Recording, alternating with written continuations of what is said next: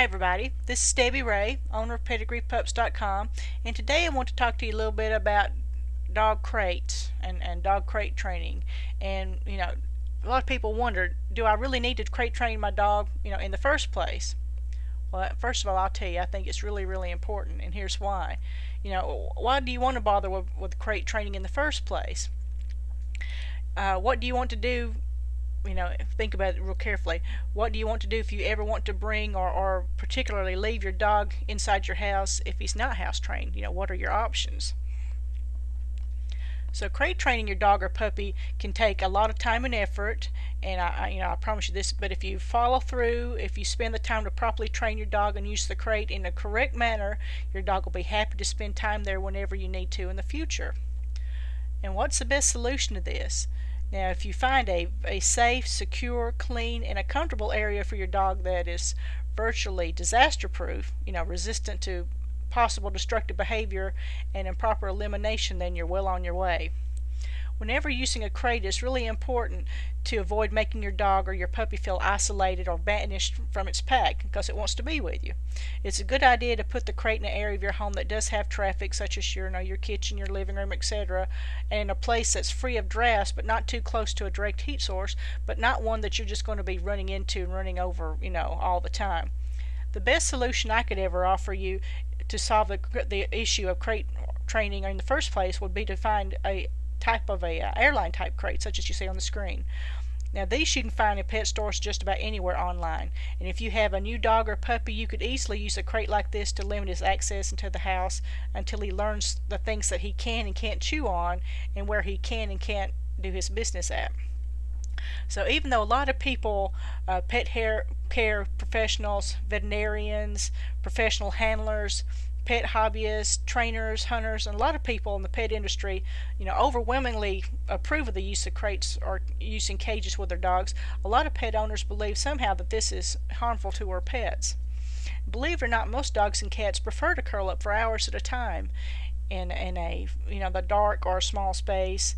And have you ever never noticed that? Now, if you add a lot of positive reinforcement to that for getting in and staying quietly in the crate in the first place, you're well on your way to a positive learning experience for both you and your dog, and for providing a safe place for your pet to rest while you're crate training. Now, crates have a lot of positive uses. A few of them I can think about offhand is they prevent your puppy from chewing on inappropriate items when you're, not available to keep an eye on them. They also create an accident-free zone for your puppy, and they also provide a safe place for your puppy to, relax and rest. Now you can find crates in a lot of varieties now that you couldn't find even a few years ago. Some come in wire frame crates like you see on the screen here. Sometimes you'll see the ones that have like the wicker covering to them to make them a little bit more decorative. Here's a picture of another wire crate. But now you can also find them more often in the soft crates. And these are very airy. They allow breezes to pass through quite easily, and they do provide some comfort as far as keeping the sun off and that sort of thing of the dogs. And they come in a lot of different shapes and sizes. They're very easy to carry. They're very lightweight, and these are becoming a lot more popular. And you see them in a lot of different shapes. And they, depending on what size your dog is, you can find a crate that'll easily provide your dog a safe place to rest and a safe place to relax. So here again we see some other varieties of crates that you'll see, some of the soft shelled ones, and even now they're coming in, they look like pup tents or whatever, so like miniature tents. So they come in all different shapes and sizes. Now, one of the things that you can think about is that if you're looking for a cage or crate, and they do come, like I said, in these variety of shapes and sizes, is that each of these types will have different, their own pros and cons. So a lot of the dogs that, a lot of the crates, that are the heavier duty ones, such as like the airline crates. Now these crates are very heavy duty. They can stand up to all kinds of abuse, and they're not really that hot in warm weather.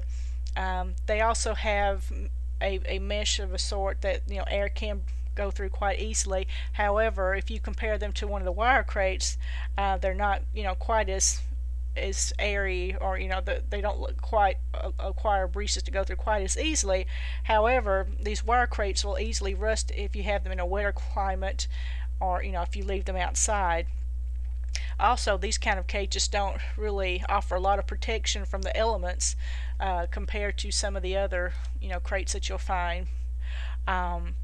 It is possible now to find crates that are much more attractive colors, although I wouldn't necessarily say that was one of them. But anyway, you can find them in more attractive colors. You can find them in different shapes. You can find them in different sizes. You can find them, if you want something a little more decorative to your home. There's just a lot of choices that you have now that you didn't have even a few years ago. The one that I've used for years and years, and I have several of these, is the hard preformed plastic kennel with the heavy wire door. Now, one of the things that I really like about these is you can use them almost anywhere. I mean, they're not the most decorative crates of all, but they are very, very good ones. They're very, very heavy duty, and they last forever. They can easily be stacked on top of each other. Say, for example, if you're at a dog show or if you're traveling. They can also easily be cleaned and sterilized during puppy training or crate training, and they can easily be taken apart. And even here, the crate, when you take it apart, you can stack the top inside the bottom easily to store them away if you need to. And the prices for crates run the gamut. You can find them from very, very inexpensive all the way up to very, very expensive. It just depends on how you want to go. The soft crates versus the wire crates versus the airline crates. It's just basically up to you and your needs as to what would be best for you. Now, each and every person will have a different use for these, and will have a different preference. But there are a lot of different ones out there now, a lot of different things available. And if I were you, I couldn't highly enough suggest getting a crate once. However, I would keep one thing in mind: until I make sure the dog is crate trained in something more secure, such as one of these, I would not suggest you buy a soft crate if your dog is not crate trained to start with, because it could easily be destroyed. So I would make sure not getting one of these kind until your dog is fully trained in something like this and they know when they're there how they're supposed to behave. So if you're looking for crates, there's all different kinds, all different shapes, all different styles, all different colors, all different sizes. You can find them all over. And if I were you, I would highly suggest you finding a crate for your dog and crate training it.